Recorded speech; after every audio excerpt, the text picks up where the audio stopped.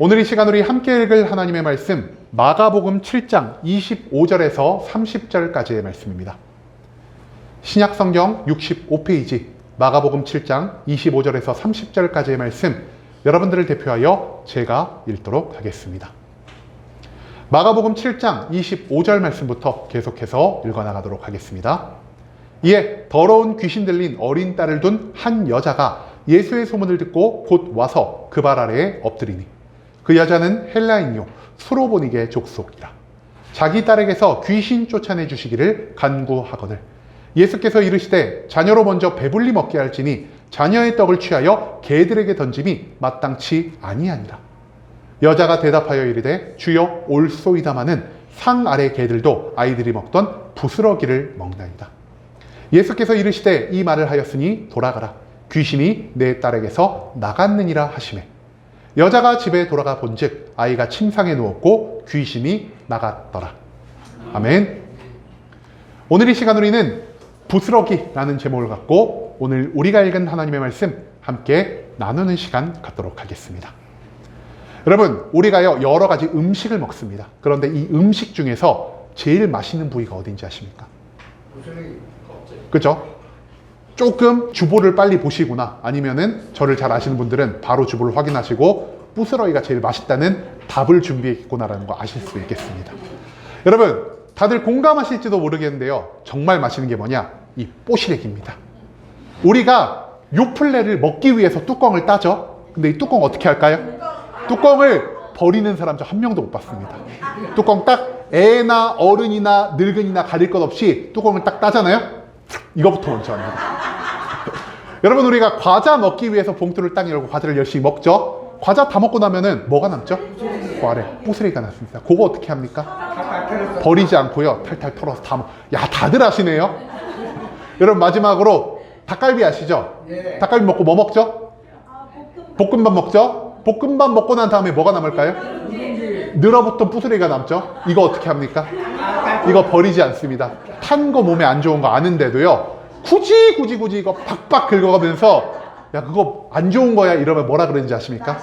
아이고, 이게 제일 맛있는 거야 이러면서 맛을 잘 모르는 사람으로 옆에 사람을 취급하는 것이 우리들의 모습이라는 것입니다. 여러분, 요플레의 뚜껑 너무 맛있습니다. 과자 부스러기 포기할 수가 없습니다. 그리고 닭갈비 먹고 남은 이 조금 남은 누른 것들 우리가 박박 긁어 먹어야 된다는 거 우리 모두가 공감할 것 같습니다. 여러분, 오죽하면은요 요플레 뚜껑 요거 안 먹고 버리면은 뭐라 그러냐? 야, 너 재벌이냐? 이재용도 요거 핥아 먹겠다. 요런 말을 하는 농담도 존재한다라는 것이죠. 그만큼 이 부스러기라는 게요 하찮아 보이지만 우리 입장에서는 그만큼 버릴 수가 없는, 포기할 수가 없는, 말로 설명하기에 뭔가 애매한 그런 귀중함을 가지고 있다라는 것입니다. 이 부스러기 외에도요 우리들은 충분히 먹을 것이 많습니다. 하지만 무언가를 충분히 먹고 난 다음에 조금 뭔가 모자람이 느껴질 때 그때 우리가 찾는 것이 뭐냐? 바로 이 부스러기들입니다. 우리가 뭔가를 본격적으로 먹기 전에 요거 맛 한번 제대로 보고 싶은데 해갖고 요플레 뚜껑을 딱 먹는 이런 즐거움이 부스러기 안에 남아 있다라는 것이죠. 여러분, 그런데 생각을 해봅시다. 요플레 뚜껑을 딱 열었는데요 안에는 요플레가 하나도 없고요 뚜껑에 묻어 있습니다. 기분이 좋을까요? 별로 좋지 않습니다. 과자 봉투를 딱 열었는데요 내가 생각하는 과자가 가득 담겨 있어야 되는데 과자가 하나도 없고 우리가 아까 본 아래 뽀시래기만 남아 있습니다. 기분이 별로 좋지 않겠죠? 닭갈비랑 볶음밥 2인분씩 주세요라고 했는데요 철판에 나온 게 아까 우리가 맨 마지막으로 본 늘어붙은 볶음밥만 나왔다라고 생각을 해봅시다. 바로 주인장 불러서 고래고래 소리를 지르면서 우리는 아마도 화를 낼지도 모르겠습니다. 한마디로 이 부스러기라는 것은요 우리가 좋아하는 거, 아끼는 거, 즐기는 것이지만 부스러기만을 가지고 만족할 수 있는 사람은 아무도 없다라는 사실, 이것을 우리는 또한 생각해 볼 수가 있다는 것이죠. 그런데요 너무 신기하게도 오늘 말씀을 보면요 부스러기만으로도 충분합니다라는 이런 말을 한 여인이 등장하고 있다는 것을 우리는 찾아볼 수 있습니다. 여러분, 그렇다면 이 여인은 왜 부스러기만을 원하고 있는 것일까요? 그리고 이 말씀을 통해서 하나님이 우리들에게 가르치고자 하시는 것은 과연 무엇이라 할 수 있을까요? 우리가 오늘 말씀을 통해서 이것에 대해 함께 알아보는 시간이 될 수 있기를 소망합니다. 오늘 본문에서 예수님은요, 그동안 사역하시는 이 갈릴리라는 지역을 떠나서 이방 땅인 두로로 이동을 하십니다. 그런데 이 두로라는 지방에 도착하자마자 예수님을 찾아온 한 명의 이방 여인이 있었다는 것을 오늘 이 말씀은 우리들에게 보여주고 있다는 것이죠. 이 여인은 유대인이 아니었습니다. 성경은 이 여인의 정체를 헬라인이자 수로보니게 족속의 완전한 이방인으로 표현하고 있다는 것이죠. 그리고 이 여자가 왜 예수님을 찾아왔습니까? 그녀의 딸이 귀신이 들렸기 때문에 예수님께 이 딸에게 들린 귀신을 쫓아내 달라는 부탁을 하기 위해 예수님을 방문하게 되었다는 것이죠. 이 여인이 예수님을 만나자마자 어떤 모습을 보입니까? 이 여인은 예수님 앞에 즉시 꿇어 엎드려 정말 간절한 목소리로 예수님, 제 딸이 귀신이 들렸어요. 예수님이 갈릴리 지방에서 많은 병자를 고치고 귀신 들린 자에게 귀신을 쫓아내셨다는 소문 제가 들었습니다. 저의 딸에게도 들린 귀신 예수님만 쫓아내실 수 있으니 제발 이 귀신을 쫓아내 주세요라는 이러한 부탁을 했을 것입니다. 여러분, 우리가 생각하는 예수님은 이 여인을 어떻게 대해야 했을까요? 여인을 부드럽게 일으켜 세워 주셨을 것이고요. 이 여인에게 축복해 주셨을 것이고요. 이 여인에게 귀신 들린 딸의 이 모든 질병을 깨끗이 낫게 해주셨을 것이라는 사실을 우리는 충분히 상상해 볼 수가 있다는 것입니다. 여러분, 하지만 우리들의 예상과는 달리 오늘 본문 말씀에서 예수님은요, 굉장히 모욕적으로 들릴 법한 말을 이 여인에게 하고 계신다는 것을 우리는 찾아볼 수가 있습니다. 예수님이 어떻게 말씀하셨죠? 자녀들에게 줄 떡을 개에게 줄 수 없다라고 말씀을 하십니다. 여러분, 여자 입장에서 이 말을 들었을 때 자기를 예수님이 뭐라고 말씀하셨죠? 뭐야? 예수님이 나를 개라고 하시네? 이렇게 들릴 수 있는 이 말을 여인이 듣게 되었다는 것이죠. 나는 너에게 베풀 은혜가 없다. 내가 은혜를 베풀 사람은 나의 자녀 같은 사람들, 너 같은 이방인들이 아니라 내 민족, 내 족속, 이스라엘만 나는 축복을 베풀어 줄 것이다 라고 들릴 수 있는 이런 말씀을 예수님은 지금 하고 계신다는 것입니다. 그런데요, 이런 말을 들었을 때 여인의 반응 어땠습니까? 여인은요, 이런 모욕적인 말을 들었음에도 이런 말을 하고 있습니다. 맞습니다, 예수님. 하지만 상 아래에 있는 개들도 자녀가 먹는 부스러기를 먹지 않겠습니까? 저는요, 그 부스러기만으로 충분합니다라는 이러한 고백을 하고 있다는 것입니다. 그러자 예수님은요, 그 여인을 일으켜 세우며 말씀하십니다. 너의 딸에게 있는 귀신이 나갔다. 너가 이 말을 했으니 집으로 돌아가라 라고 말입니다. 그리고 집으로 돌아간 여인이 본 건 무엇입니까? 자기 딸에게 들려있던 귀신이 완전히 나가버렸고요, 자기 딸은 평안하게 침상 위에 누워있게 된 것을 여인이 목격할 수 있었다는 것. 그것을 오늘 이 말씀은 우리들에게 보여주고 있다는 것입니다. 여러분, 오늘 말씀에서 예수님은요, 우리가 그동안 보지 못했던 굉장히 특이한 모습을 보여주고 계십니다. 오늘 본문 말씀 27절에서 예수님이 어떤 말씀을 하고 계십니까? 예수께서 이르시되 자녀로 먼저 배불리 먹게 할지니 자녀의 떡을 취하여 개들에게 던짐이 마땅치 아니하리라. 여러분, 예수님은 이 여인이 듣기에 굉장히 모욕적인 말씀을 하고 계십니다. 여인의 입장에서 이 말씀은요, 마치 예수님이 자신을 개처럼 비유하고 계신 것으로 들을 수가 있다는 것이죠. 또한 하나님의 은혜는 먼저 하나님에게 선택을 받은 유대인들에게 주어진 것이지 하나님을 믿지 않는 너 같은 이방인에게는 아직 허락되지 않은 것이다 라고 들릴 수 있는 이런 말씀을 예수님은 지금 여인에게 하고 있다는 것입니다. 여러분, 왜 예수님이요, 갑자기 태도를 변화시켜서 이처럼 모욕적으로 들릴 수 있는 이 말을 여인에게 하신 것일까요? 이 여인이 단순히 이방인이었기 때문일까요? 아니면 이 여인의 마음에 믿음이 없었기 때문일까요? 예수님은요, 우리가 뒤에 이어진 말씀을 찾아볼 때 이 여인을 모욕하려는 의도가 전혀 없으셨다라는 것을 우리가 발견할 수가 있게 된다는 것이죠. 여러분, 오늘 본문의 29절에 보면은요, 예수님이 어떤 말씀을 하십니까? 예수께서 이르시되 뭐라 그러셨다라고요? 이 말을 하였으니라고 하십니다. 여러분, 돌아가라가 중요한 게 아닙니다. 이 말을 하셨습니다. 이게 무슨 뜻일까요? 예수님이 여인을 모욕하셨죠? 그리고 여인이 예수님께 무슨 말을 했죠? 예수님이 원했던 것이요, 여인의 반응이었다는 것입니다. 한마디로 여인의 입을 통해서 듣고자 하는 말씀이 있으셨기 때문에 예수님은 지금 이 여인을 모욕하는 것 같은 이런 말씀을 하고 계신다는 것입니다. 여러분, 여인은요 굉장히 믿음이 좋은 사람이었습니다. 우리가 무엇을 보고 그것을 알 수 있냐? 여인은 이방의 신이나 이방의 제사장 그리고 세상의 방법을 쫓아가지 않고요, 오직 이 딸에게 들린 귀신을 쫓아내기 위해 예수 그리스도 한 분만을 찾아왔다라는 것, 그것을 우리는 여기서 생각해 볼 필요가 있다는 것입니다. 유대인들에게는요 하나님이 있던 것처럼 이 여인이 살아가고 있던 두로 지방에도요 그들이 믿는 신이 존재하고 있었습니다. 그 신을 섬기는 제사장도 있었습니다. 그리고 이 두로라는 지역이요 굉장히 무역과 상업이 활발한 지역이었기 때문에 딸을 고칠 수 있는, 이 귀신을 쫓아낼 수 있는 다양한 방법을 이 여인은 사용할 수도 있었다는 것이죠. 그럼에도 불구하고 이 여인은 누구를 찾아왔습니까? 나로서는 익숙하지 않은, 어찌 보면은 이방의 선지자라고 불릴 수 있는 예수 그리스도를 찾아와 그 앞에 무릎을 꿇는 모습을 보였다는 것입니다. 이것을 통해서 우리가 발견할 수 있는 건 무엇입니까? 여인은 생각합니다. 이방 신으로도, 세상의 방법으로도, 그 어떠한 방법으로도 해결될 수 없는 내 딸에게 들린 귀신, 오직 예수 그리스도만이 고칠 수 있다는 확신의 믿음을 이 여인은 가지고 있었다는 것입니다. 여러분, 예수님은요 그 사람의 행위만을 보시는 분이 아니십니다. 그 예수 그리스도는요 그 사람의 말만을 좋아하시는 분이 아니십니다. 예수님이 어떤 사람을 보셨을 때 그 사람의 무엇을 가장 기뻐 받으시는 분이십니까? 예수님은 그 사람의 믿음을 가장 기뻐 받으시는 분이라는 사실이죠. 그리고 믿음 있는 여인의 모습이 예수님의 눈에 얼마나 아름답게 비추어졌을까요? 그럼에도 불구하고 예수님은 오늘 이 말씀 가운데에서 이 여인을 모욕하는 것과 같은 이러한 말씀을 하고 계신다는 것입니다. 하지만 이 말씀은요, 이 여인을 모욕하기 위함이 아니라 이 여인의 믿음을 그 당시에 함께하고 있던 제자들에게 가르치기 위해, 넓게는 오늘날까지 이 말씀을 읽고 있는 우리들에게 이 여인과 같은 믿음을 닮아가야 한다는 걸 가르치기 위해서 예수님이 하고 계신다는 것을 우리는 여기서 생각해 볼 필요가 있다는 것입니다.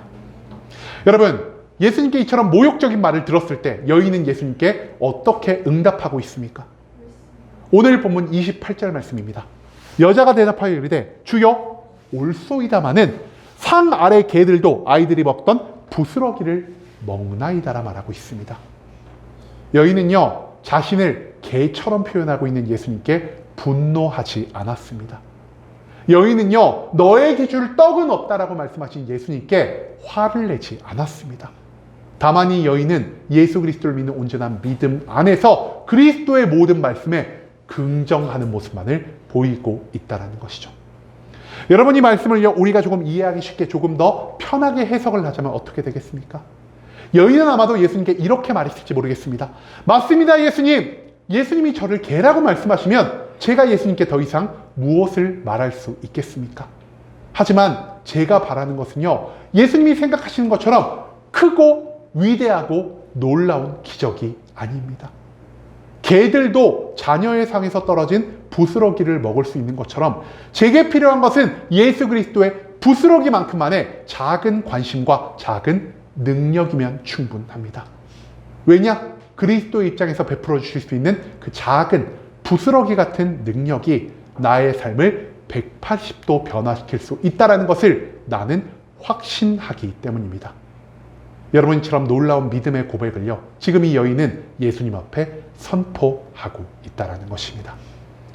이 말씀을 통해서 여인은 예수님께 총 2가지의 모습을 보이고 있습니다. 첫 번째, 이 여인이 예수님께 보인 모습 무엇이냐? 바로 겸손의 모습입니다. 여인은요, 예수님 앞에서 우리 인간이 얼마나 보잘것없이 작은 존재인지를 고백하고 인정하는 모습을 보이고 있다는 것입니다. 즉, 이 여인은요, 예수님을 찾아와서 예수님, 저 기적을 누릴 자격이 있는 사람이에요. 예수님, 제가 먼 길을 떠나서 예수님 앞에 도착을 하고 예수님께 엎드려는 이 노력을 했는데 이 정도면 저를 충분히 축복해 주실 수 있지 않으세요라는 이런 말을 단 한 번도 꺼내지 않았다라는 것입니다. 다만 이 여인은 예수님께 말합니다. 예수님, 저는 자랑할 것이 아무것도 없는 자입니다. 예수님, 저는 예수님께 요구할 그 어떠한 자격도 없는 자입니다. 한마디로 여인은 예수님 앞에 나 자신을 무엇보다 가장 낮추는 겸손함의 모습을 보였다는 것입니다. 그럼에도 불구하고 이 여인이 예수님께 지금 어떤 말을 하고 있습니까? 예수님, 당신이 만들어주시는 기적은 내가 노력해서, 내가 졸라서, 내가 자격이 있어서 받을 수 있는 게 아닙니다. 나는 당신의 은혜를 받기에 아무런 자랑할 것이 없는 존재입니다. 내게 모든 은혜를 베풀어 주실 수 있는 분도, 내게 모든 은혜를 베풀어 주지 않을 수 있는 분도 오직 예수님밖에 없습니다. 저에게 축복하실 수 있는 모든 주권이 100% 예수님께 있사오니 예수님, 저에게 조그마한 자비를 베푸셔서 부스러기 같은 은혜를 허락하여 주시옵소서라는 이 모습을 여인은 지금 예수님께 보이고 있다는 것. 이것을 우리는 가장 먼저 기억할 필요가 있다는 것이죠. 두 번째로 이 여인이 예수님께 보인 모습 무엇이냐? 여인은요, 예수 그리스도의 긍휼하심을 믿는 모습을 보였고요. 예수 그리스도의 전지전능하심을 인정하는 모습을 보였다는 것입니다. 여인은 예수님 앞에 나와서 이렇게 말하지 않았습니다. 예수님, 내 딸에게 들린 귀신을 쫓아내야 되니까 예수님이 가진 능력 모두 다 써주세요. 우리가 상상하지도 못할 어마어마한 기적을 만들어주세요. 이런 말을요, 여인은 단 한 차례도 하지 않았다는 것입니다. 한마디로 이 여인은요, 모든 능력을, 더 많은 신경과 기적을 요구하지 않았다는 것입니다. 여인이 예수님께 구한 것 무엇입니까? 예수님, 부스러기 같은 작은 은혜 한 조각을 저는 바랄 뿐입니다라 말하고 있습니다. 여러분, 예수님이 어떤 분이시라고요? 전지전능한 분이십니다. 생각을 해봅시다. 여러분, 전지전능한 사람이요, 어떠한 일을 이루기 위해서 내가 가진 모든 것을 사용을 한다면 우리가 그 사람을 전지전능한 사람이라고 볼 수가 있겠습니까? 보기 힘들지도 모르겠습니다. 왜냐? 우리가 생각하는 전지전능은요, 모든 것을 알고 모든 것을 할 수 있되 내가 모든 것을 이룸에 있어서 그 어떠한 작은 노력도 기울이지 않는 것, 그러한 모습이 전지전능한 사람의 표본이 아니겠습니까? 여러분, 이 여인은요, 예수님이 이 땅에서 모든 것을 이룰 수 있는 분이라는 사실을 인정하고 있습니다. 그렇기 때문에 당신이 말씀 한마디만 하신다면, 정말로 작은 자비만을 베풀어 주신다면 내 딸을 지배하는 귀신이 쫓겨나갈 수 있는 기적과 은혜가 발생할 수 있다는 것을 이미 알고 있었다는 것이죠. 그렇기 때문에 이 여인은요, 단순히 예수님 앞에서 겸손한 모습만을 보이고 있지 않습니다.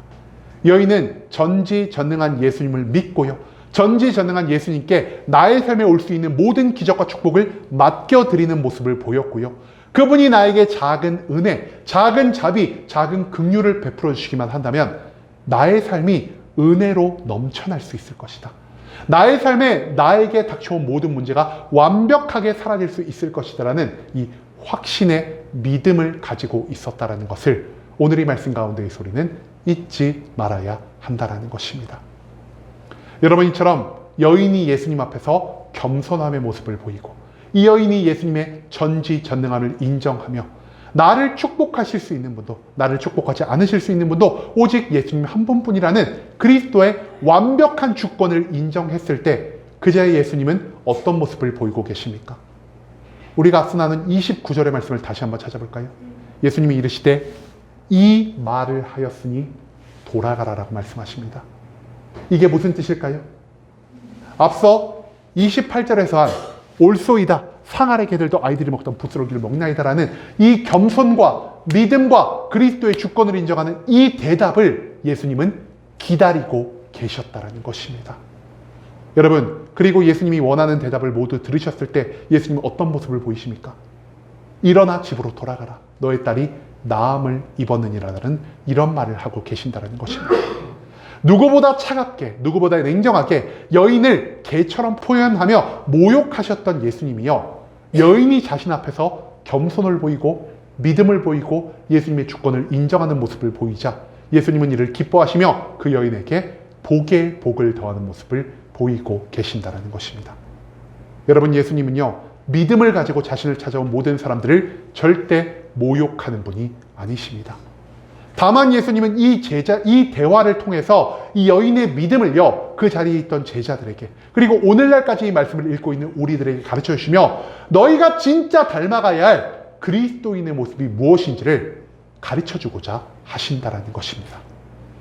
여러분, 왜 예수님은 이런 모욕적으로 들릴 수 있는 말까지 하면서 우리들에게 여인의 믿음을 닮아가라 말씀하고 계시는 것일까요? 그 이유를 알기 위해서는요, 우리가 먼저 마가복음 안에 등장하는 많은 유대인들의 모습을 찾아볼 필요가 있겠습니다. 여러분, 마가복음을 보면요, 예수 그리스도께서 저들을 위하여 많은 은혜를, 많은 기적을 베푸셨다는 사실을 우리가 찾아볼 수가 있습니다. 그런데 예수님을 찾아온 사람들이 예수님 앞에 어떤 모습을 보였을까요? 이 사람들이요, 마치 내가 예수님께 기적을 맡겨놓기라도 한 것과 같은 굉장히 뻔뻔한 모습을 보일 때가 많았다라는 것입니다. 가장 대표적으로 누가 있었을까요? 바리새인들이 있었습니다. 바리새인들은요, 예수님을 시험하기 위해 이렇게 말합니다. 예수, 너가 진짜 선지자라면, 너가 진짜 메시아라면 이러이러한 기적을 만들어봐라 라고 하면서요, 예수님의 기적을 아주 당연한 듯이 요청하는 이러한 모습을 보이고 있다는 것이죠. 또한 예수님의 고향 사람들이었던 나사렛의 유대인들은 어땠습니까? 그들은 예수님을 믿지 않았습니다. 믿지 않았음에도 불구하고, 야, 너 진짜 선지자, 너 진짜 메시아면 기적 한번 만들어봐. 그럼 내가 믿어나 볼게라고 예수님을 오히려 조롱하는 모습을 보였다는 것이죠. 그 외에 예수 그리스도 앞에 나와 병 고침을 구하는 모든 사람들 또한 어땠습니까? 그들 또한 예수님에게 은혜를 맡겨놓은 것처럼 내 믿음을 성장시키기 위해서가 아니라 나의 만족을 위해, 나의 유익을 위해 기적과 축복과 은혜를 구하는 이런 모습을 계속해서 보이고 있다는 것입니다. 여러분, 이 바리새인들, 이 유대인들의 공통점이 무엇인지 아십니까? 저들은요, 하나님의 은혜를 겸손하게 구하지 않았습니다. 저들은 당연하게 내가 마치 자격이 있는 사람인 양, 내가 마치 예수님께 축복이나 기적을 맡겨놓은 사람인 양 모든 것을 구하는 교만한 모습을 보이고 있다는 것입니다. 저들이 예수님을 찾아봐서 어떤 말을 했을까요? 예수님, 저 너무 힘들어요. 저 힘드니까 기적 좀 만들어주세요. 예수님, 저 예수님께 진짜 열심히 기도했거든요. 제가 이만큼 기도했으면 저에게 축복 하나 정도 주셔도 되지 않아요? 예수님, 저 여기까지 걸어오느라고 얼마나 노력을 많이 했는데요. 제 노력을 봐서라도 제 소원 정도는 이루어 주셔야 해요라는 이런 말. 당연히 이 정도는 했으니까 이 정도는 받을 수 있는 건 아니에요. 제가 여기까지 했는데 이 정도는 누려야 되는 거 아니에요라는 이런 모습을 보인 것이 이 당시 예수님 주변을 살아가던 유대인들의 모습이었다는 것입니다. 여러분, 그런데 이게 비단 유대인들만의 모습일까요? 그렇지 않습니다. 오늘 지금 이 자리, 예배의 자리에 나와서 예수님께 기도하고 무언가를 기도하는 우리들의 마음에도요, 이런 똑같은 모습이 남아있지 않은지를 우린 여기서 다시 한번 되돌아볼 필요가 있다는 것입니다. 여러분, 우리도 하나님께 기도할 때 어떻게 기도하죠? 하나님, 저 열심히 기도하잖아요. 하나님, 저 열심히 교회 나오잖아요. 하나님, 제가 하나님을 위해 이것까지 했는데 이 정도 기도 못 들어주세요. 저가 이 정도 축복은 받을 자격이 있는 사람이죠 라는 이런 표현 우리가 종종 하고 있지는 않으십니까? 여러분, 우리들의 오늘날의 모습과 이 당시 유대인들의 모습이요, 전혀 다를 바가 없다라는 것입니다. 하지만 오늘 이 말씀 가운데에서 너는 개와 같은 사람이다라고 모욕을 들은 여인의 모습은 어떠했습니까? 그녀는요, 자신의 믿음을 자랑하지 않았습니다. 그녀는 자신이 은혜 받을 자격이 있다라고 생각하지 않았습니다. 그녀는 오직 예수님 앞에 겸손하고 낮은 자세를 보였고요. 오직 예수님의 전지전능함을 인정하며 나를 축복하실 수도 축복하지 않으실 수도 있는 그리스도의 주권을 완벽하게 인정함으로 나의 삶을 예수님께 맡겨드리는 모습을 보였다는 것입니다. 그렇기 때문에 이 여인은요, 자신을 개로 부르는 예수님께 화를 내지 않았고요. 나를 자녀로 인정해 주십시오. 나에게도 떡을 주십시오라는 이런 말을 단 한 차례도 하지 않았다는 것입니다. 여러분, 이런 여인의 모습이요, 마치 마가복음 14장 36절 말씀에 나오는 예수 그리스도의 기도와 굉장히 많이 닮아 있다는 것을 우리는 여기서 찾아볼 필요가 있겠습니다. 마가복음 14장 36절 말씀에서 예수님은 이렇게 기도하십니다. 이르시되 아빠, 아버지여, 아버지께는 모든 것이 가능하오니 이 잔을 내게서 옮기시옵소서. 그러나 나의 원대로 마시옵고 아버지의 원대로 하옵소서 하시고. 여러분, 이 기도가 언제 나온 걸까요? 예수님이 십자가에 못 박히시기 전날 겟세마네 동산에서 밤에 핏방울이 땀방울이 될 때까지 정말 온 힘을 다해서 예수님이 기도하는 장면을 이 말씀은 우리들에게 보여주고 있습니다. 예수님도 하나님께 원하는 것이 있었습니다. 예수님이 뭘 원하셨더라고요? 이 잔을 내게서 옮겨주시옵소서. 이 말을 조금 더 풀어서 설명하면 어떻게 될까요? 하나님, 나 십자가에 매달리기 싫어요. 나 육신을 입고 고문당하기 싫어요. 저 십자가 위에서 죽임당하기 싫어요. 예수님도요, 우리와 똑같은 고통을 느끼실 수 있는 분이셨고요. 우리와 똑같은 수치를 아는 분이셨습니다. 얼마나 싫으셨을까요? 죄가 없는 분이요, 우리의 모든 죄를 대신 지기 위하여 이 십자가를 져야 하는데 도무지 맨정신으로는 이 십자가를 질 수가 없었다는 것입니다. 땀방울이 핏방울이 될 때까지 예수님은 무려 3번이나 하나님께 기도했습니다. 그런데 예수님이 기도의 모든 마지막에 무엇을 구하고 있습니까? 그러나 나의 원대로 마옵시고 아버지의 원대로 하옵소서. 예수님은요, 하나님 앞에 겸손함을 보입니다. 하나님과 같은 본질을 가진 분이시기 때문에 예수님이 원하신다면 십자가를 지지 않으실 수도 있었습니다. 하지만 예수님은 하나님의 권위에 복종하심으로 하나님 앞에 겸손한 모습을 보이십니다. 또한 예수님의 기도 가운데에서 아버지께서는 모든 것이 가능하신 분이라고 말씀하시며 하나님의 전지전능함을 인정하는 모습을 보이십니다. 마지막으로 예수님은요, 아버지의 원대로 하옵소서라고 말씀하시며 나의 삶의 모든 것을 하나님께 맡겨드리고 내 삶을 주관하시는 하나님의 주권을 100% 인정하는 모습을 보이고 있다는 것입니다. 그렇기 때문에 예수님은요, 이 여인의 고백을 기뻐 받으실 수밖에 없었습니다. 왜냐? 여인이 가진 믿음의 모습이요, 장차 겟세마네에서 예수님이 보일 믿음의 기도와 전혀 다를 바가 없었기 때문이라는 것이죠. 여러분, 이 말씀을 통해서, 그리고 예수님이 하신 기도를 통해서 우리가 배워야 하는 것은 무엇입니까? 하나님은요, 내 마음대로, 내 노력대로 조종할 수 있는 분이 아니십니다. 그렇기 때문에 우리가 하나님 앞에서 해야 할 것은요, 오직 겸손함으로 하나님의 능력을 인정하고 하나님의 주권을 인정함으로 그 가운데에서 하나님의 자그마한 자비와 긍휼을 구하는 것밖에 없다라는 사실을 오늘 이 말씀 가운데에서 우리는 잊지 말아야 할 것입니다. 여러분, 우리는 하나님께 많은 것을 구합니다. 우리는 하나님께 거대한 것을 구합니다. 그리고 이 모든 것들을 구하며 내가 마치 하나님께 이런 기적과 축복을 받을 수 있는 자격이 있는 것처럼 스스로를 포장하기에 바쁩니다. 하지만 오늘 이 말씀에서 우리가 기억해야 하는 건 무엇이냐? 하나님의 작은 부스러기 같은 그 은혜가요, 우리의 삶을 완벽하게 바꿀 수 있는 능력을 가지고 있다는 사실을 우리는 절대 잊지 말아야 할 것입니다. 하나님의 은혜를 내 권리로 여기지 않고 그분의 긍휼을 구하되 부스러기 같은 작은 하나님의 능력이 나의 삶을 완벽하게 변화시킬 수 있다는 것을 인정하는 삶. 예수님은 오늘 이 말씀을 통해 이러한 믿음을 우리들에게 가르쳐 주고자 하셨다는 것이죠. 여러분, 이제는 하나님을 믿고 살아가는 우리가 어떤 삶의 모습을 보여야 하는지를 다시 한번 생각해 봅시다. 오직 겸손과 믿음으로 하나님의 능력과 주권을 인정함으로 은혜를 구하는 기도를 반복하고 그 작은 능력이 내려올 때를 인내하며 기다리는 것. 하나님은 오늘 이 말씀을 통해 우리들에게 이것을 요구하고 계신다는 것입니다. 여인은요, 부스러기를 작게 보지 않았습니다. 다만 부스러기만으로도 충분한 예수님을 크게 보았을 뿐입니다. 우리의 눈에 너무나 작아 보이는 하나님의 은혜만으로도 우리의 삶의 문제가 해결되고 기적이 일어나며 내 믿음을 더욱 성장할 수 있다는 것을 확신하시며 내 권리와 자격을 먼저 드러내기보다 겸손과 믿음 그리고 인내함으로 하나님의 뜻에 온전히 순종하며 하나님이 우리를 위해 예비하신 모든 작은 기적들을 매일매일 기대하며 살아갈 수 있는 순복음 함께하는 교회 모든 성도님들이 될 수 있길 간절한 마음으로 소망하겠습니다.